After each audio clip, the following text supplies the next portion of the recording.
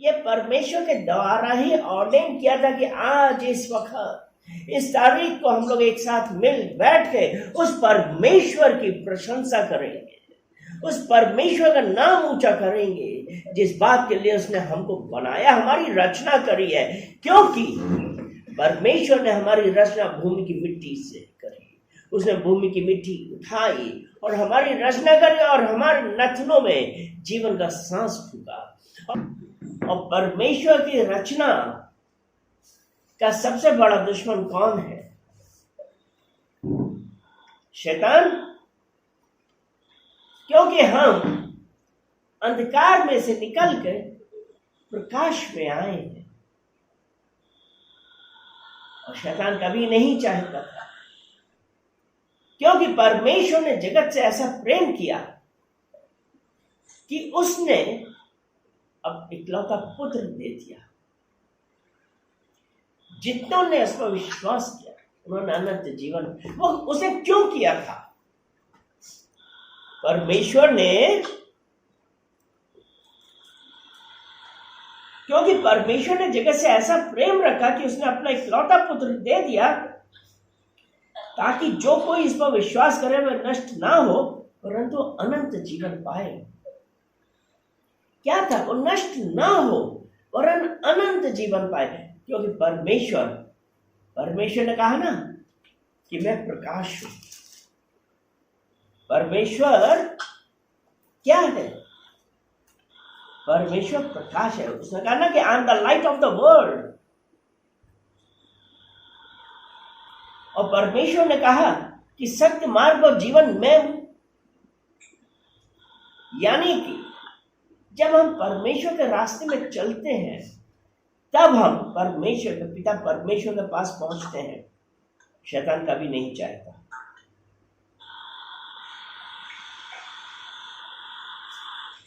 क्या कि शैतान चाहता है?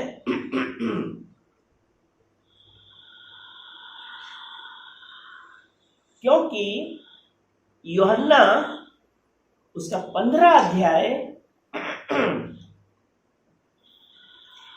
और उसका 5 वचन हम पढ़ते हैं तो उसमें ऐसा लिखा है, मैं दाखलता हूं तुम डालियां हो।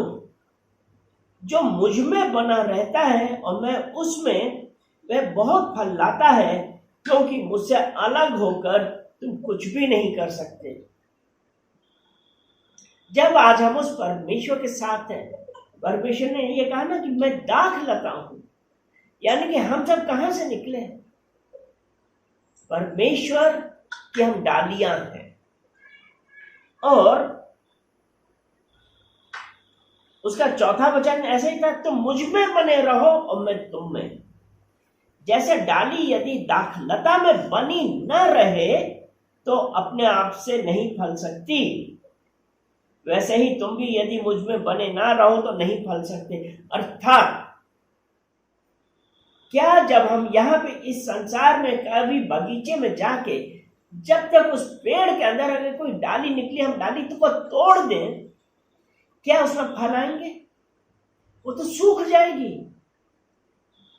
सूख गई तो हम क्या करते हैं? काट कर फेंक देते हैं। क्योंकि इसी का 6वां वचन कहता है, यदि कोई मुझ में बना ना रहे तो वह डाली के समान फेंक दिया जाता है और सूख जाता है और लोग उन्हें बटोर कर आग में झोंक देते हैं और वे जल जाती है। अगर हम परमेश्वर के वचन में बने नहीं रहे और अगर हम शैतान के साथ हैं तो वो ये कहता है वो आग में झोंक दी जाती है। अगर हमारी परमेश्वर के साथ संगति नहीं है, इसलिए जब परमेश्वर कहता है ना तो मुझ में बने रहो और मैं तुम में, यानी कि जितना करीब हम परमेश्वर के पास आते जाएंगे परमेश्वर आगे बढ़ाएगा। हालेलुया। आज हम में से कितने हैं जो उस परमेश्वर के साथ ये रिलेशनशिप रख रहे हैं? क्या हम उस परमेश्वर के बताए हुए रास्ते पर चल रहे हैं? क्या हम उसकी आज्ञाओं का पालन कर रहे हैं? या हम अगर कुलुस्सियों की पत्री उसका दूसरा अध्याय और 8 वचन देखते हैं, कुलुस्सियों 2 और उसका 8 वचन देखिए क्या कहता है। चौकस रहो कि कोई तुम्हें उस तत्व ज्ञान और व्यर्थ धोखे के द्वारा अपना अहेर न बना ले जो मनुष्यों की परंपराओं और संसार की आदि शिक्षा के अनुसार तो है पर मसीह के अनुसार नहीं। परमेश्वर जो अभी हमने यूहन्ना में क्या पढ़ा था, यदि तुम मुझ में बने रहो मैं तुम में, और जब हम उस डाक लता के साथ हैं हम फलवंत होंगे। लेकिन यहां पे साफ साफ लिखा है कोई तुम्हें उस तत्व ज्ञान और व्यर्थ धोखे के द्वारा अपना अहेर मतलब शिकार ना बना ले, लूट ना ले आपको धोखे के द्वारा।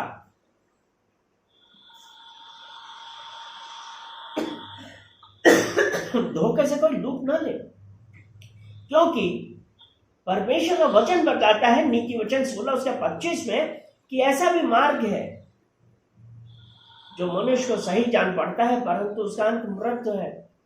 यहां यही तो है ना, धोखे के द्वारा। इसलिए अभी हमको संगति कैसी करनी है? हमको संगति परमेश्वर के लोगों से, परमेश्वर का भय मानने वालों से। लेकिन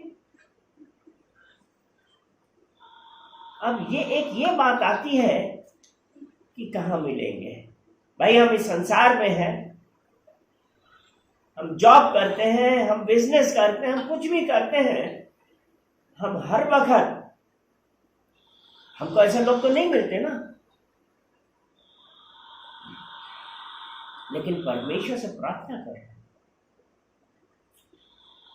एटलीस्ट परमेश्वर ने कहा है तुम मेरा प्रकाश हो। परमेश्वर ने कहा मैं जगत की ज्योति हूं। और जब हम उस परमेश्वर की आज्ञाओं के अनुसार चलते हैं और जहां पे जब हमने यीशु मसीह को स्वीकार किया तो हम भी उस परमेश्वर का प्रकाश हो। तो हमको इस वक्त परमेश्वर के वचनों के अनुसार चलना। हम सबके बीच में हो, हम तभी अलग हैं, क्योंकि जो हम थे वो अब हम नहीं है। परमेश्वर आज हमसे यही चाहता है। अब यहां पे ये है जो हमने पढ़ा ना, जो मनुष्यों की परंपराओं और संसार की आदि शिक्षा के अनुसार होते हैं। आज हम लोग कितने लोग हैं जो परंपराओं में चल रहे हैं।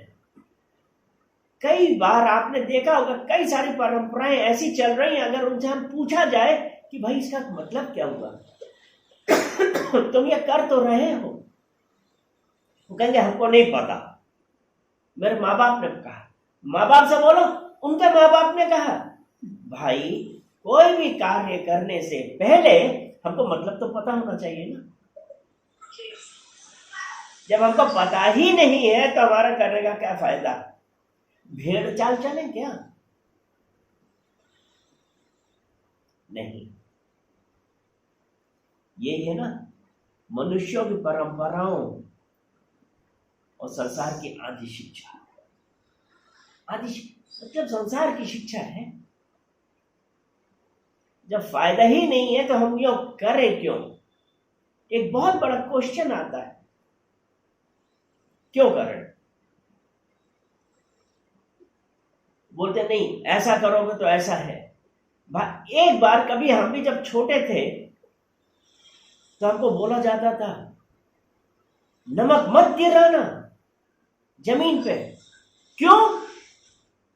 गिर गया तो हमको डर लगता था। वो कहते मरने के बाद तुम्हें अपनी आंख की पुतली से वो नमक उठाना पड़ेगा। हम कितना डरते थे। वही था कि उठाएंगे कैसे। मतलब इतना भय में कर दिया जाता है कि बच्चे को तो पता ही नहीं होता है। बाप दादाओं ने बताया, हम आज भी उसी में चल रहे, उसी डर्रे पे चल रहे हैं। आज समय हम कुछ भी कर रहे हैं, हमको पता होना चाहिए कि क्या हमको उसके ऊपर फायदा है, क्या यह परमेश्वर की इच्छा के अनुसार है कि मनुष्यों की परंपराओं के अनुसार। ये जो परंपराएं हैं, ये जो परंपराएं हैं वो हमको क्या करती हैं? हमको परमेश्वर से दूर करती हैं। आमीन। अब ये है, ये जो परंपराएं वाली बात है, अगर हम पहला कुरिन्थियों उसका 5 अध्याय उसका 6 वचन में सेकेंड लाइन पढ़ते हैं, क्या तुम नहीं जानते थोड़ा सा खमीर पूरे गूंधे हुए आटे को खमीर कर देता है। पिज़्ज़ा बनाते हैं, आटे में हम लोग थोड़ा सा खमीर डाल देते तो आटा क्या होता था? फूल जाता। ब्रेड बनाते हैं, खमीर डालते, ईस्ट डालते थे, फूल जाता था। तो यहां भी ये कह रहा है कि थोड़ा सा खमीर, परंपराएं जो हमारे बाप दादाओं से चली आ रही परंपराएं, वो पूरे आटे को खमीर बना देता है। तो फायदा नहीं है, लेकिन हम उनको भय खा गए, हम डर गए और उसके अनुसार ही करने लगे। तो 7वां वचन उसका ऐसा कहता है, पुराना खमीर निकालकर अपने आप को शुद्ध कर। आज जब हमारे लिए जरूरी क्या है कि जो हमारा पुराना तत्व ज्ञान और हम लोगों का अहेर बने हुए थे, हम भोजन बने हुए थे, हमको पता ही नहीं था कि हम क्या कर रहे हैं, क्योंकि हमारे बाप दादाओं की शिक्षा थी, हम उसी में फंसे हुए थे। जैसे एक ये सुना होगा कि वो उसकी शादी नहीं हो रही, उसमें ये दोष है वो दोष है, जाके कुएं से पूजा कराओ या पीपल के चक्कर लगाओ या वहां पे जाके जल चढ़ाओ। अब उनसे पूछो उसका मतलब क्या है, उनसे वो कहेंगे हमको नहीं पता, हमारे बाप दादाओं ने पता है। परंपराएं। तो ये कह रहा है अपना पुराना खमीर निकाल कर अपने आप को शुद्ध करो कि नया गूदा हुआ आटा बन जाए, ताकि तुम अखमीरी हो जाओ। कौन सा वचन है? पहला कुरिन्थियों 5 उसका 7वां। क्योंकि हमारा भी फंसे जो मसीह है, बलिदान हुआ है, अपने आप को बदलिए।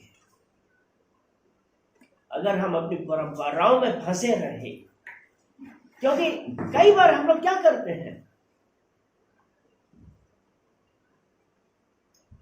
सांप ने काट लिया या उसने काट लिया, डॉक्टर की जगह ले जाने के वजह क्या करने लगे, अरे जाके उसे झड़वा लो, जाके पता चला कि मृत्यु हो गई। ये हमारा अंधविश्वास, परंपराएं हैं। इसीलिए उसने कहा ना, कुलिसियों 2 में हमने अभी पढ़ा था ना, कुलिसियों 2 उसका 8 जो हम लोगों ने पढ़ा था, उसमें यही था ना, कोई तुम्हें उस तत्व ज्ञान और व्यर्थ धोखे के द्वारा अपना अहेर ना बना ले, जो मनुष्यों की परंपराओं और संसार की आदि शिक्षा के अनुसार तो है।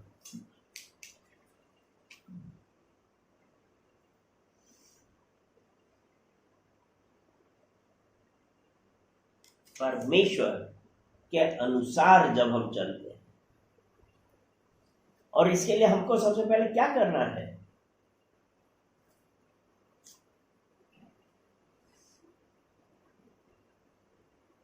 हमको क्या करना है उसके लिए, क्या हमने कभी सोचा है कि हम आज उन परंपराओं पर ही चले जा रहे हैं।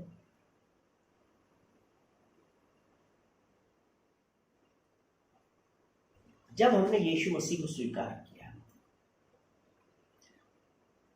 तो अब हम क्या हो गए हैं? पहला कुरिन्थियों 3 अध्याय उसका 16 और 17। क्या तुम नहीं जानते कि तुम परमेश्वर का मंदिर हो और परमेश्वर का आत्मा तुम में वास करता है?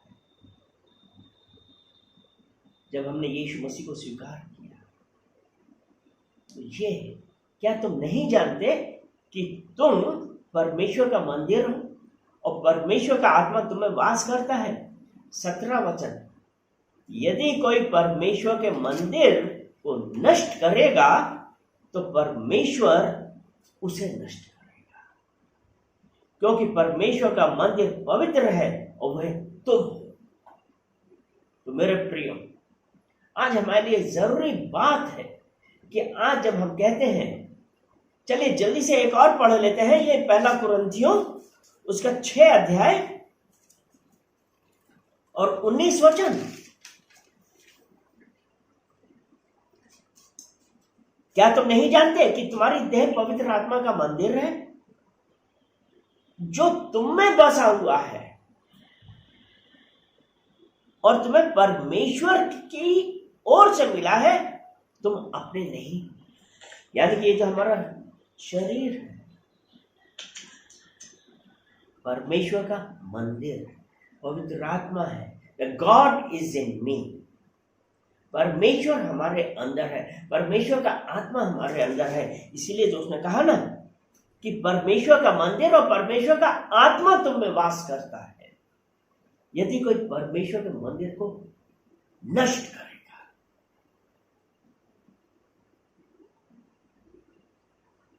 यहां पे एक चीज है कि हम कई बार परमेश्वर को जानने के बावजूद भी हम परमेश्वर के ऊपर विश्वास ना करके इधर उधर भागते हैं।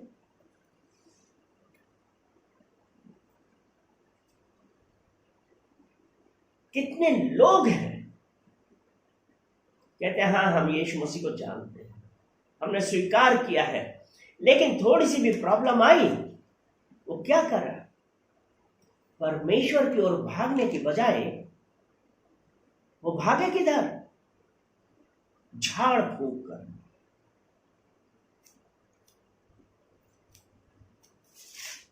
झाड़ फूक करने वाले परंपराओं के अनुसार, जो हमारी परंपराएं थी कि परंपराओं और संसार की आदि शिक्षाओं की ओर भागने लगे। तो ये जो इसमें हमने अभी पढ़ा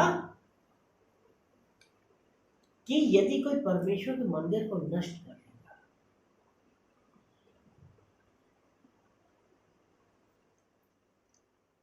क्या कि हमने अपने आप काट के अपने का खून चढ़ा दिया। परमेश्वर के मंदिर को नष्ट करेगा, परमेश्वर उसका नष्ट करेगा। तो परमेश्वर उसे नष्ट करेगा क्योंकि परमेश्वर का मंदिर पवित्र है। क्या आप पवित्र हैं? क्या आप परमेश्वर पर विश्वास कर रहे हैं?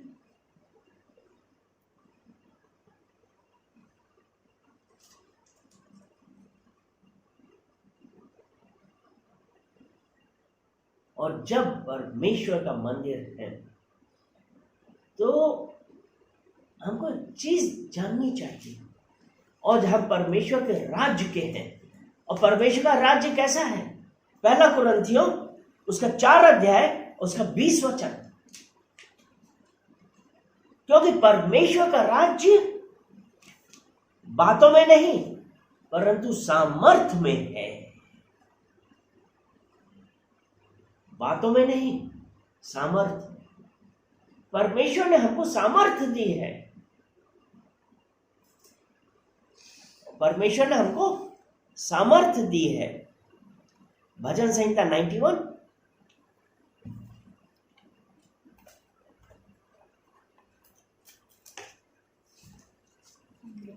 उसका 13 वचन, तो सिंह और नाग को कुचलेगा, तो जवान सिंह और अजगर को लताड़ेगा। सामर्थ्य है, परमेश्वर ने आपको हमको सामर्थ्य दी है, और आज उसी सामर्थ्य के द्वारा हर बीमारी को, हर इन्फेक्शन को, हर रुकावट को, और जो भी हमारे जीवन में हमारी उन्नति को या कोई ऐसी संगति है जो हमको आगे बढ़ने से रोकती है, आज उसी सामर्थ्य से, और वो सामर्थ्य यीशु नाम पे है, और यीशु के नाम से अभी और इसी वक्त my diabetes, high blood pressure, blood loss, सांस की बीमारी, हार्ट प्रॉब्लम और हर प्रकार की, उसको मैं यीशु मसीह के नाम से रिब्यूक करता हूं, कमांड करता हूं, डू नॉट टच। अभी और इसी वक्त हर देखने वाले और सुनने वाले शरीर छोड़ के जाने पर यीशु के नाम से, रोमियो 8 और उसका 28 वचन,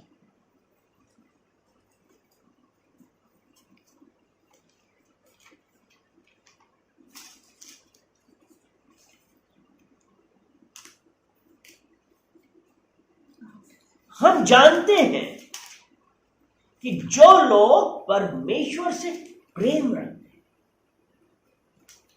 उनके लिए सब बातें मिलकर भलाई को उत्पन्न करती है, अर्थात उन्हीं के लिए जो उसी इच्छा के अनुसार बुलाए गए।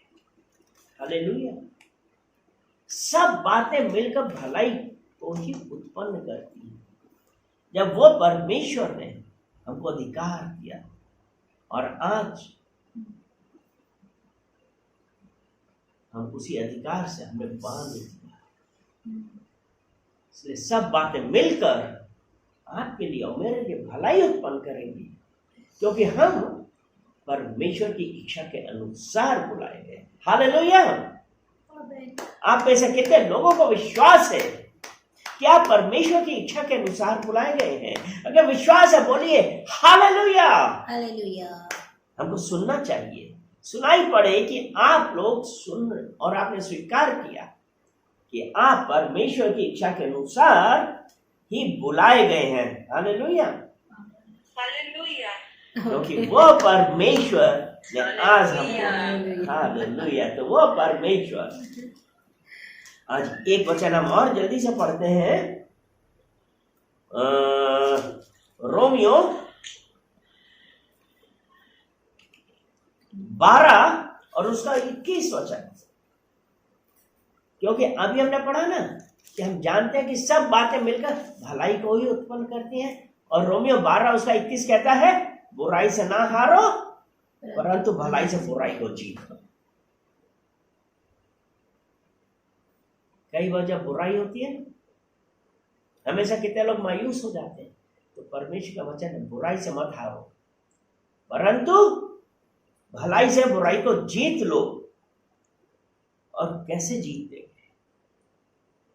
रोमियो 13 उसका 14, वरन प्रभु यीशु मसीह को पहन लो और शरीर की अभिलाषाओं को पूरा करने का उपाय ना करो। जब यहां पे है ना, बुराई से ना हारो परंतु भलाई से बुराई को जीत लो, यीशु मसीह को पहन लो और शरीर की अभिलाषाओं को पूरा करने का उपाय ना करो।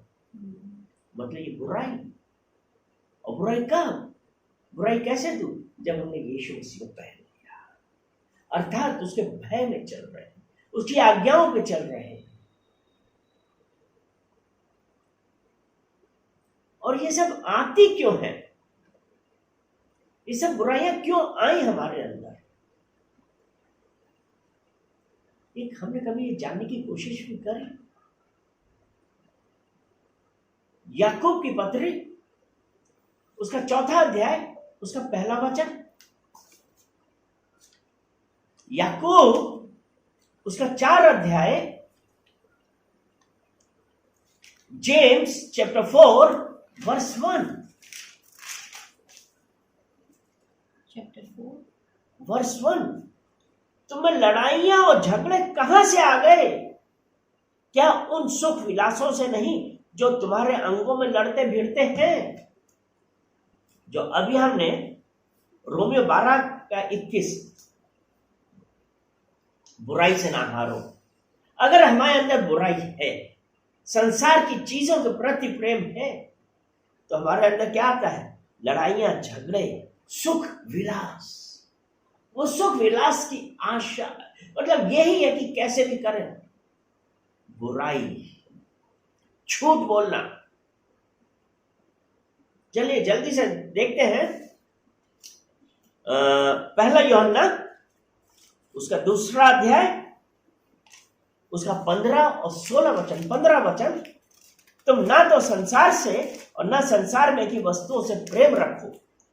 यदि कोई संसार से प्रेम रखता है तो उसमें पिता का प्रेम नहीं। मतलब, और जो हमने अभी क्या पढ़ा था, उन सुख विलासों से और तुम्हारे अंगों से लड़, सुख विलासों से, यानी कि संसार की वस्तुओं से प्रेम। और संसार की वस्तुओं से प्रेम मतलब परमेश्वर से प्रेम नहीं। हमारा ध्यान ही उधर है। और वो 16 वचन क्या कहता है? पहला यूहन्ना 2 उसका 16 वचन क्या कहता है? क्योंकि जो कुछ संसार में है, अर्थात शरीर की अभिलाषा, आंखों की अभिलाषा, जीविका का घमंड, वह पिता की ओर से नहीं परंतु संसार की ही, वह संसार की ओर से है। पहला यूहन्ना 2 उसका 16 वचन, वो संसार की ओर से है। और जब वो संसार की ओर से है तो हमारे अंदर उन सुख विलासों की वजह से तुम्हारे अंगों में लड़ाई झगड़े कहां से? और उसकी वजह से हम बुराई की ओर अग्रसर हो रहे हैं। लेकिन मेरे प्रियो, रोमियो 12 उसका 21 यही है, बुराई से ना हारो। चलिए जल्दी से एक वचन और पढ़ते हैं, भजन संहिता 119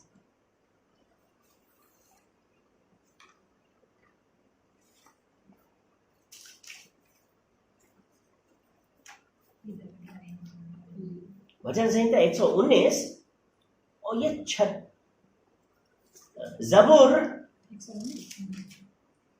119 उसका 36 वचन, Psalms 119 वर्स 36। और ये आपकी प्रार्थना होनी चाहिए। ये वचन हम सबकी प्रार्थना होनी चाहिए। और ये क्या कहता है? मेरे मन को लोभ की ओर नहीं, अपनी चितौनियों ही की ओर फेर दे। आंखों की अभिलाषा, मन की अभिलाषा, जीविका का घमंड, ये सब चीजें जो हैं हमको परमेश्वर से दूर ले जाती। हमारी ये प्रार्थना करनी है कि मेरे मन को लोभ की ओर नहीं, क्योंकि जब हमारे अंदर लोभ ये जब पैदा होता है तो हमारे दिमाग में प्लानिंग आती है, इसको हासिल करने के लिए मुझे क्या करना है, किसको धोखा देना है, कैसे चोरी करनी है, बेईमानी करनी है। परमेश्वर का यही प्रार्थना है कि परमेश्वर मेरे मन को लोभ की ओर से फेर दे। और उसके बाद उस परमेश्वर से कहना है 119 105 भजन संहिता जबूर 119 उसका 105 13 वचन, मेरे पांव के लिए दीपक और मेरे मार्ग के लिए उजियारा है। परमेश्वर मेरे मन को लोभ की ओर नहीं वरन अपनी चितौनी की ओर फेर दे। फिर उसके बाद ये कह रहा है कि तेरा वचन, अर्थात जब परमेश्वर का वचन हमारे अंदर है तो लिखा है मेरे पांव के लिए दीपक, यानी कि हमको मेरे पांव बुराई की तरफ ना ले जाएं, वरन आपके वचन मेरे पांव को प्रकाश की ओर लेके जाए। और मेरे मार्ग के लिए उजियारा है कि हम जिस मार्ग पे हैं हम अंधकार भरे मार्ग में ना चले, वरन पिता परमेश्वर हम सत्य के मार्ग पर चले, हम सच्चाई की तरफ चले, बेईमानी से मुझे दूर ले जा। हम धन्यवाद देते हैं परमेश्वर का कि हम इस संसार की रीति रिवाज में ना पड़े, क्योंकि जल्दी से हम यही हमने कुलुस्सियों 2 उसे 8 से शुरू किया था, तो कुलुस्सियों 2 उसके 8 से ही हम लोग इस को समाप्त करेंगे। और वो ये कहा कि चौकस रहो कि कोई तुम्हें उस तत्व ज्ञान और व्यर्थ धोखे के द्वारा अपना अहेर न बना दे, जो मनुष्यों की परंपराओं और संसार की आदि शिक्षा के अनुसार तो है, पर मसीह के अनुसार नहीं। तब परमेश्वर आपके वचनों के द्वारा, आपने अपने वचनों के द्वारा पिता परमेश्वर आपने हम सबसे बातें की। पिता परमेश्वर जित उपस्थित प्रत्येक जन, सुनने वाले प्रत्येक जन को पिता परमेश्वर मैं आपको कमिट करता हूँ कि पिता परमेश्वर ये जो आपके जीवित वचन के द्वारा हम लोगों ने आपसे बातें करी पिता परमेश्वर, उसके अनुसार पिता परमेश्वर आप हमारे अंदर बदलाव लाइए, हमको बदलिए पिता परमेश्वर। मेरे मन का खतना करिए, वो सिर्फ और सिर्फ सांसारिक रीति रिवाज में से अलग हट जाए और हम पूरी रीति से पिता परमेश्वर आपकी ओर देखें, क्योंकि आप मेरे दाखिल है, आप ही सत्य मार्ग और जीवन है यीशु मसीह। पिता परमेश्वर हम धन्यवाद करते हैं, हम धन्यवाद करते हैं, क्योंकि तुम्हारे मन के नए हो जाने से तुम्हारा चाल चलन भी बदल कर जाए। आज हमने यीशु मसीह को स्वीकार किया, यीशु मसीह मेरे अंदर है। उसने कहा कि तुम्हारे मन के नए हो जाने से तुम्हारा चाल चलन भी बदलता जाएगा। पिता परमेश्वर हमको पुरानी सांसारिक चीजों से दूर करिए और पिता परमेश्वर अपने करेंगे। धन्यवाद करते हैं प्रत्येक जन के लिए। हम प्रार्थना करते हैं कि पिता परमेश्वर आज हर रुकावट, हर सिकनेस और किसी भी प्रकार की टॉर्मेंटिंग स्पिरिट उनके पास से दूर होने पाए यीशु मसीह के नाम से। धन्यवाद करते हैं, सारा आदर महिमा हम आपको देते हैं यीशु मसीह के नाम से। आमेन, आमेन एंड आमेन।